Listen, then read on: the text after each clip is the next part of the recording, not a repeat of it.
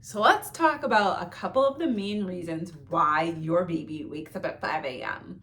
I tell all of my clients 5 a.m. is not a time that I ever want to see on the clock. And that means it's not a time that I ever want you to see on the clock either. So stick around because I'm going to give you the 3 biggest reasons why it happens and what to do about it. So make sure you stay to the end because that's when all the good stuff is going to be. So there are, of course, reasons why this happens. It could be like daylight savings time if you're in an area that not celebrates, but that follows daylight savings. There's definitely times when things just happen and your child wakes up a little bit earlier. It could be like if you celebrate Christmas, Christmas morning is a time that children typically wake up a little bit early because they're so excited. It could be with the time change that the sun comes up super early and they lose or they gain an hour of sleep, and that messes with their morning time. But if this is something that is habitually happening, meaning every single morning your child is waking at 5 a.m. or earlier, this is not something that we want to let continue to happen because it's only going to get worse and it's only going to get harder to correct as the days go on. So one of the first things to think about is how bright is it in the room at 5 a.m. Ideally, you want it to look the same at midnight as it does at 5 a.m. A lot of children are very, very sensitive to light. So any little bit of light that comes in the morning signals to their body that it's time to wake up.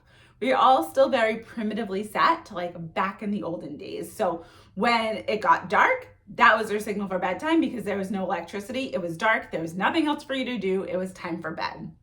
Same thing when the sun came up and it was bright, it was time to get up. There were animals to tend to, crops to raise, and animals to hunt. So our bodies are still very, very much set that way. And as we get older and as adults, we can learn to like kind of shut those things out. But babies don't yet know how to do that. The sun still comes in and they're like, oh, my body is set to wake up. So you really want to take inventory of what does the room look like. I'm in my daughter's room right now and she has a skylight, and that has been something that's so difficult for us to figure out. So we now have a curtain that we put across a certain part of her room at bedtime so we don't have this much natural light coming in because it's really, really hard to block. So just make sure, go into your child's room, close the curtains, turn off all the lights, close the door, and see how dark does it actually get. You want it to be pretty dark. Like you can see your hand in front of your face, but you can't see things clearly across the room.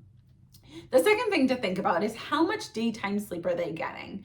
Around the age of 4 months old until about 2 years old, children only need about 3 hours of daytime sleep. So if they are getting closer to 3.5, 4.5, 5 hours of daytime sleep, essentially what happens is they just run out of sleep. They don't have enough sleep pressure left to be able to carry them later in the morning. So we really want to look at how much daytime sleep they are getting and make sure that if it's too much, then we're able to reduce that down. Or we might need to look at the way that's consolidated together. So maybe if they have too much, they are having the right amount of sleep, but they're supposed to be on 2 naps instead of 1. They need more time to build that sleep pressure to then be able to carry it into the overnight time. It could be that they're ready to drop naps. So really looking at A, how much sleep they're getting, and B, how that sleep is consolidated during the day.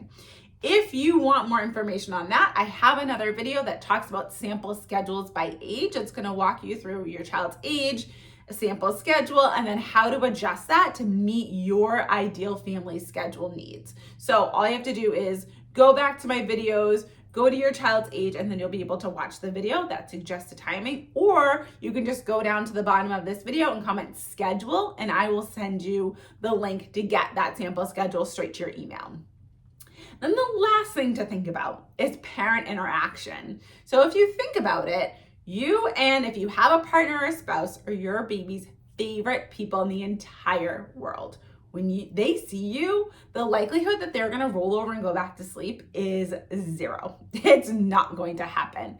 Think about it in terms of you. If you have a favorite celebrity or a favorite author or musician, whoever it is, and they come into your bedroom, which sounds weird, but they come into a space that you're in, they come into your office, they come into a store, they walk in behind you at Starbucks, you're going to be super excited. You're going to turn around, you're going to look at them. You're not just going to like turn around and take a nap. You're going to be excited. You're going to want to spend time with them, ask them questions, those kinds of things. And your baby is the exact same way. Once they see you, especially in the early morning hours when that sleep pressure is low, they are not going to try to go back to sleep. They're going to say, it must be morning. I see some light. I'm not as tired as I was. You're in here. That means it's morning time. So if your baby is waking up before 5 a.m., really think about what is your reaction to that wake up. Are you going in right away and scooping them up and getting the morning started? Are you giving them a couple of minutes, but then going in and scooping them up and getting the morning started? We want to delay them and help them reset their body clock to be able to sleep as close to their desired wake time as possible. So you want to keep them in that calm, quiet, dark environment. And ideally, if they're not in a scale of 1 to 10 crying, if they're not a 6 or above, we really want to leave them to be able to figure this out on their own as much as they possibly can. Because once they see your face, all bets are off. They're not going to attempt any self-soothing. So really think about, what are my actions? Am I running in right away? When I do go in, am I scooping them up and making it morning? Or am I teaching them that it is still middle of the night and responding the same way at 5 a.m. as I would at midnight? So really think about that and make sure that all caregivers are on the same page. It's really difficult if one caregiver is doing something and scooping them up and the other caregiver is leaving them to fuss for a lot longer.